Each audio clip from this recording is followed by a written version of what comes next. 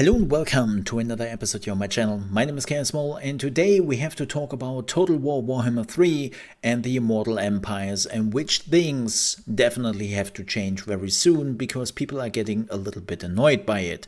As you know, Immortal Empires has been now in open beta, whatever you want to call it, for the last 1.5 months, and I have actually been able to play the game much sooner than that because as a content creator I got early access to it, and I have now put over 100 hours in single player and multiplayer rounds of Immortal Empires, and we have to talk about things. First, we have to talk about the military strength and war situation. Then we have to talk about the tier system of the units, and then we have to talk about balance in general, like which armies are really strong right now, and so on and so forth.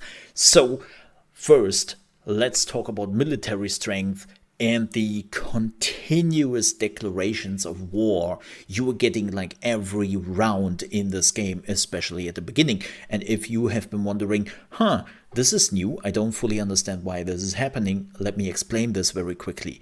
It's because we have over 200 factions in Immortal Empires, right? It's the whole Warhammer map, and I want to make something very clear before we are going on here. I still believe that Immortal Empires is the best way of experience Warhammer Total War. I totally believe that, and it's like, well, maybe it's even the best experience to really feel the Warhammer experience on a PC, right? But with that said, we have to talk about this whole war system. So, as I said, over 200 factions are on the map, and because of that, the margins for your military strength are pretty small, which means you can be rank 100, you are losing one unit, and now you are rank 140. You lost 40 military ranks by just losing one weak tier 1 unit, and then everyone around you is immediately like, oh, you lost a unit. You are one unit weaker than I am. I declare war on you. And that's of course completely crazy because you can easily get that unit back. Even if you have like some really tough fights where you lose like half the health of your army, not the units, but just the health, you are falling like 20 or 30 ranks in the military strength at the beginning because everyone is like around the same level and everyone is fighting wars against neutral factions and so on and so forth. And the military strength basically changes every round dramatically. But the problem with that is that basically they have been using the old military strength system for the AI, which they have been using before Immortal Empires. And so the AI actually truly believes that you have been weakened dramatically and now is the time to strike. And often or not, what that meant is that they overextended and then got eradicated by me. Or, depending on the faction you are playing, depending where you are located, and so on and so forth, this could spell your doom because you now have like 4 or 5 factions all declaring war on you and all are seeking to eradicate you. And it's just absolutely annoying. You can do nothing about it. I even had a situation once where I played the Empire. I did a pretty reckless siege on a city of, I think it was one of the undead. And stupid me, I lost a lot of units. Was a dumb situation. I kid you not. Next round, my ally, the dwarves, goes like, whoa, you lost a lot of people there. Would be a shame if something happened to our contracts, huh? And they just cancelled all the contracts we had. We even had an alliance, and they were like, peace, I'm out. So they didn't declare war to me. That was the one upside. And I basically got my army back after around 4 turns. Yeah, around 4 turns. I had my whole army recovered. I got all the units back. 4 rounds later, the dwarf is coming back to me and is like, can we be buddies again? Yay, friends? I was like, what? What's going on here? Like, I know this is not an easy thing. because basically the whole algorithm, which is like working in the background of this game, has to be changed for Immortal Empires, right? But it has to be done, and it has to be done relatively quickly because people are getting more and more annoyed by every day, and especially in the early game. Later on, when a lot of factions have been eradicated, when you are getting a little bit stronger, when you have more armies, and so on and so forth, it doesn't really happen that often anymore because we are basically back to the old system as we are used to in the other games, right? But they have to fix the early game. They really have to fix it, or a lot of people just don't want to play it anymore.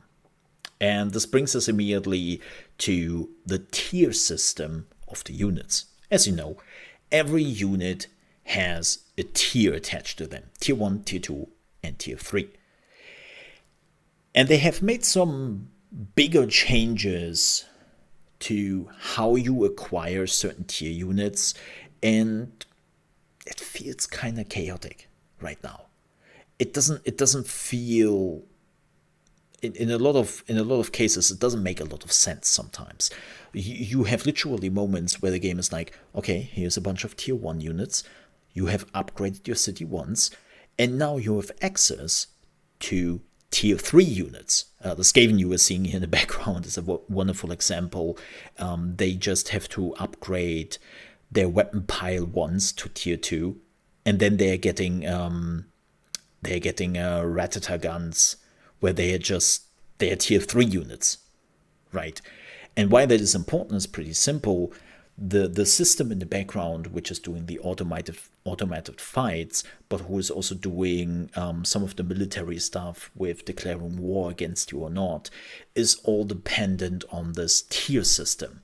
So the faster you're getting to tier 2 or tier 3 units, the stronger you look like for the AI working in the background, even though it's not necessarily the case, because the problem is they also lowered some tier 2 units to tier 1 because they wanted to keep tier 1 units longer around in Immortal Empires, which I'm totally okay with, but because of that, you have tier 1 units which stat-wise are pretty close what actually a tier 2 unit is. And the same goes for some of the tier 2 units, which are very close to what actually a tier 3 unit is.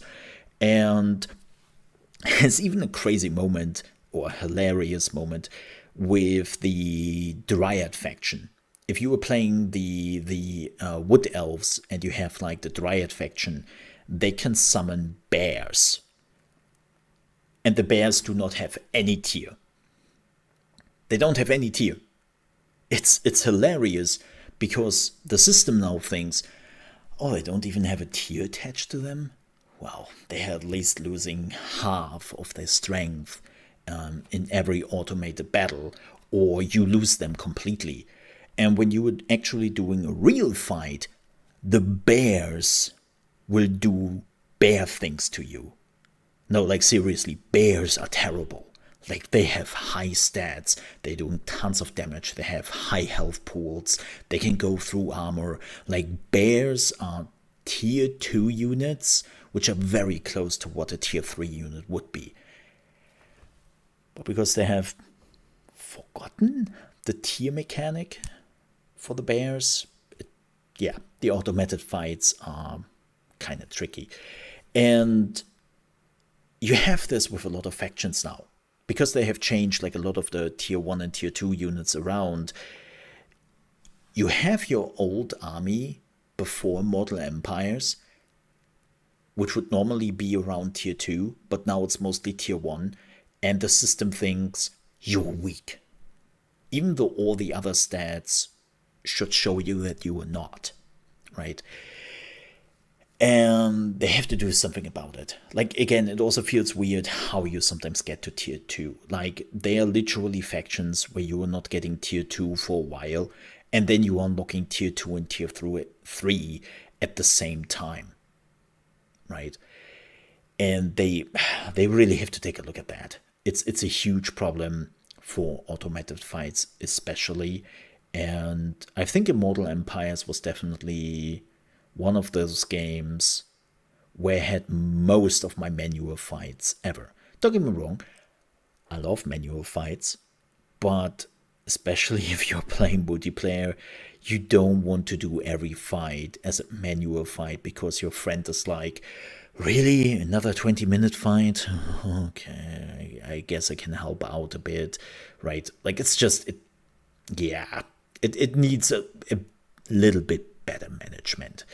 Which brings us directly to the balance. Like, one of the questions I see quite a bit is, who are the strongest factions right now? Keep in mind, this is my personal opinion, but it has to do with how the tier 1 and tier 2 and tier 3 system works. And I would say one of the strongest factions right now, because their drawback got basically eliminated, are the Tomb Kings, right? The Egyptian undead. And so their special ability is that their armies do not cost any gold. Doesn't cost anything. But the drawback is that you can only summon a certain amount of a unit.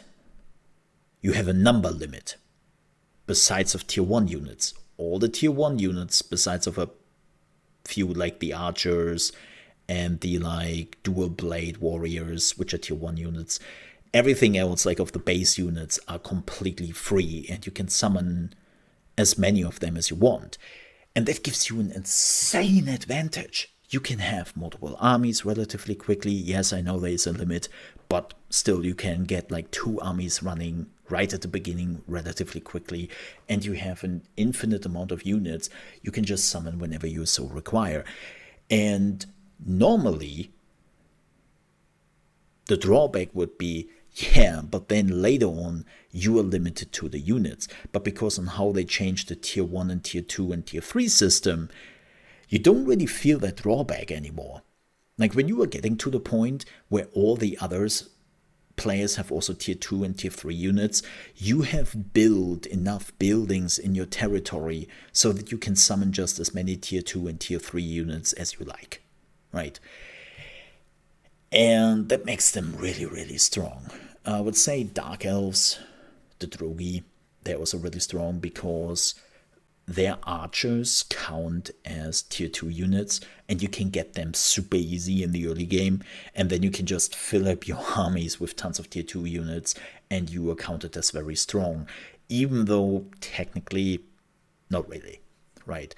Skaven, depending on which one you are playing, can also be very strong because they can easily get tier 2 units, and because of that they get a pretty big advantage.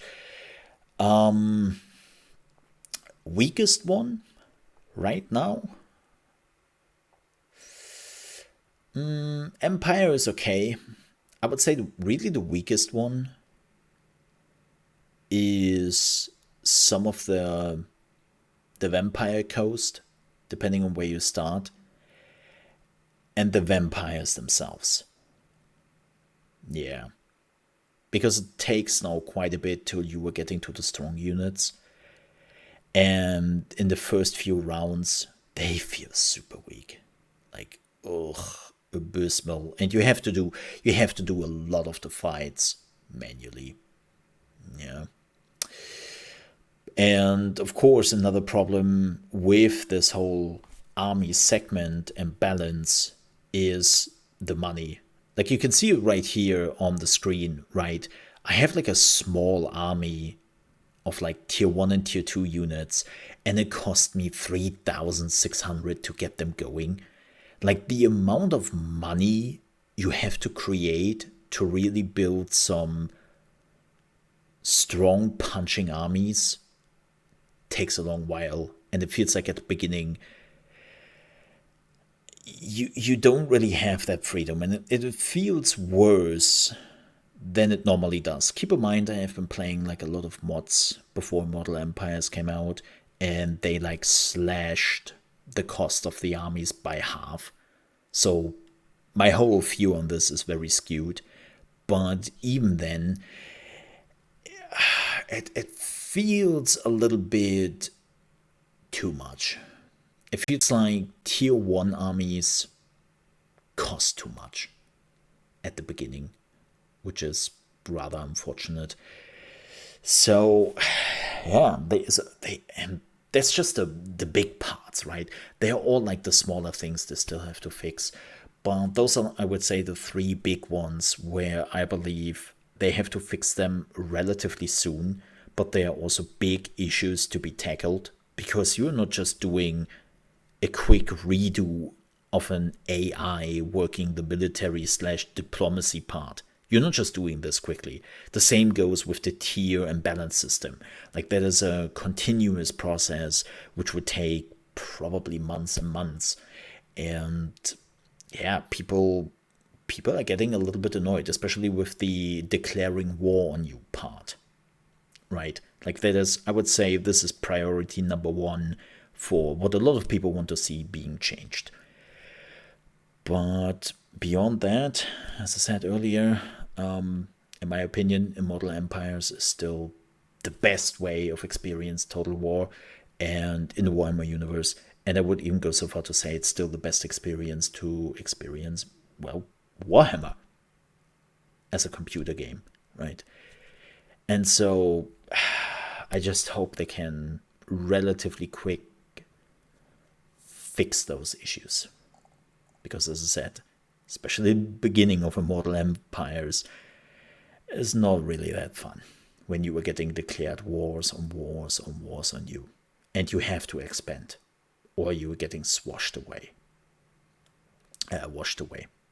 Close, but not quite. But with that said, thank you so much for watching. We are at the end of the video. If you enjoyed this video, I would appreciate if you leave a like. If you want to tell me, and other people of course, what you think about what they should really change, and maybe you have completely other priorities in your mind, let me know down below in the comments. But please be respectful to each other. And also, if you're new to the channel, you want to see more thought videos, reaction videos, I'm also doing live streams here on YouTube from Monday to Friday, starting at 8 AM ET, that is 1 PM UK time, and 2 PM Central European time, with gaming news. And we are playing tons of new games, sometimes even a few weeks before the release. Then you might want to stop by and say hi and subscribe to the channel. I would appreciate that. With that said, thank you so much for watching, stay safe, and I'll see you next time.